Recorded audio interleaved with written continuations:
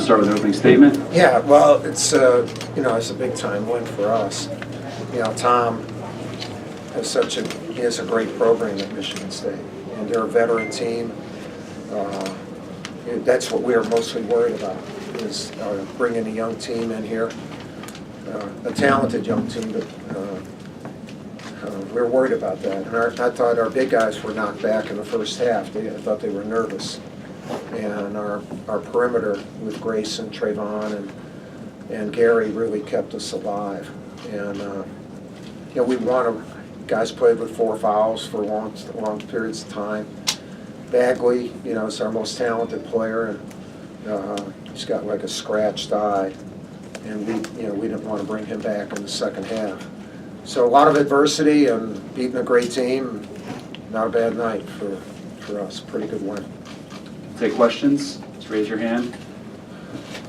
What happened in the second half, Grayson, with you, where it seemed like you just kind of decided that was the moment where you had to go into another gear? I felt like I was, I'm kind of hot from 3, and it started with Trey giving me open looks. And You were hot. and for me, when I get a few open looks, the basket gets bigger. And Trey with 10 assists, and he's done that. I mean, these first 3 games, he's been finding me. I don't even have to call for the ball sometimes. He just knows where I am. And so for a shooter, when you see a couple of easy ones go in, then the rest feel easier. Yeah. The other thing for him is that you keep calling plays for him, and I felt like I was coaching Reddick. They work. Thank you. Grayson was fantastic tonight. Come on. Well, he was not good. He was fantastic tonight. Mike, you talked about the job that the 2-3 zone you guys had did on Bridges and how much you tried to double him when he touched. Yeah, we didn't really try to double. It just worked out that way, and then, he put him on his back. If they would have won, it would have been Bridges. Time after time he hit crushing shots. We got a lead, or we boom, boom. What a great player. But we were worried about fouls.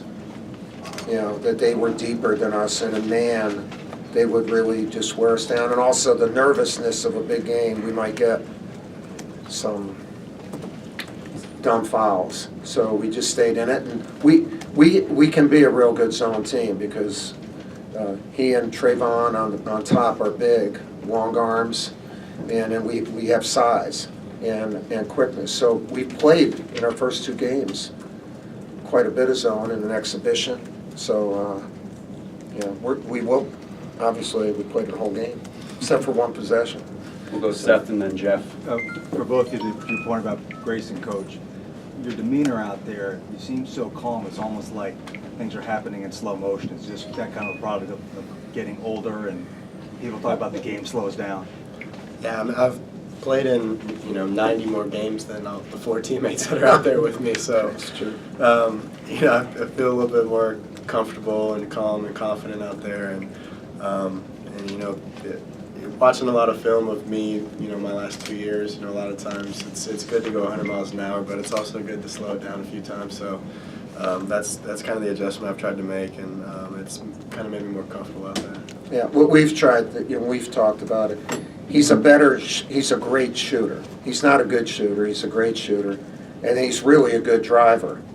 Concentrate on shooting and then driving, that type of thing. And because he shoots an NBA 3 easy. Grayson's a great shooter, and then he's a really outstanding scorer. But he needs to be a shooter and then a scorer in that way, and that's what he did tonight. Mike, has he always been there? Because obviously in the championship game freshman year, it was all about getting the ball into the lane. Has the shooting evolved, or was it always there? No, I think he's been a good shooter, but his sophomore year, he started to really shoot the ball, and he was hurt all his junior year. Right. And I think too he's matured and as far as knowing who he is as a player, and he doesn't have to be this guy who gets knocked to the floor all the time. Tonight he didn't get knocked to the floor, that in practice, he would always get, extend himself and get hit. And, in practice now, that never happens. Don't put yourself in harm's way that way. And he's just become a great player, a great college player right now. Jeff to the left. Mike, was it more just precautionary of pulling out Bagley than anything? Yeah, but, his eye was starting to shut. At first he had a hard time seeing out of the eye, then that he can see out, but it's I don't know the exact term, but it's scratched. And I could see it when he was on the floor. There was, it was red, and You think he'll be fine? I think he will, yeah. And, but we'll put it out tomorrow. Right here, these two.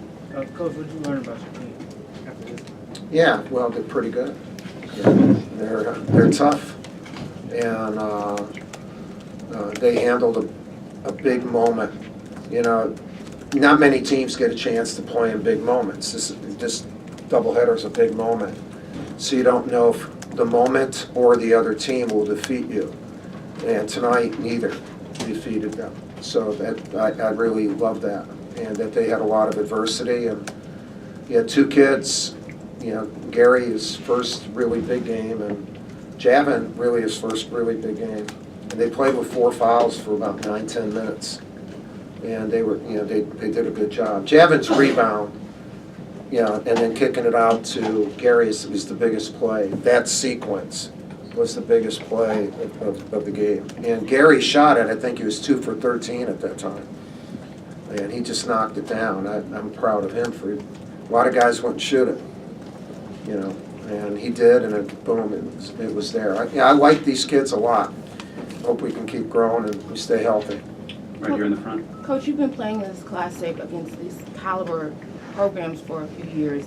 How important is it for your young guys to go up against this level of competition early? Yeah, it's tremendously important. I think this is one, I think all 4 schools would say this.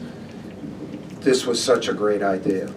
And whether you win or lose, it's a great idea because it affords all these 4 teams an opportunity to play in a like an Elite 8 Final 4 atmosphere and at these beautiful venues at the United Center. Are you kidding me? And so it's good in every way. I wish when hopefully they change the start of the season to start on Tuesday, that this would be one of the things that kicks it off.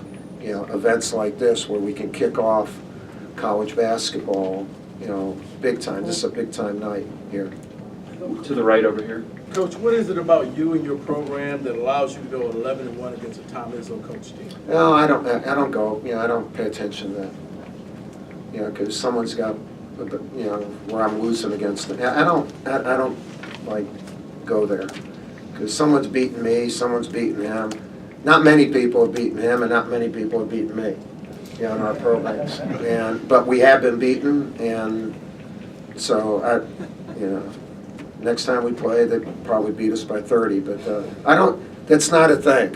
You don't get any banners with a record against one school or against another coach. And our program is about winning against everybody if we can. And it's an honor to play against Tom's program. They bring out the best in you. All right, Duke's locker room is going to be open. We're going to bring Michigan State in here.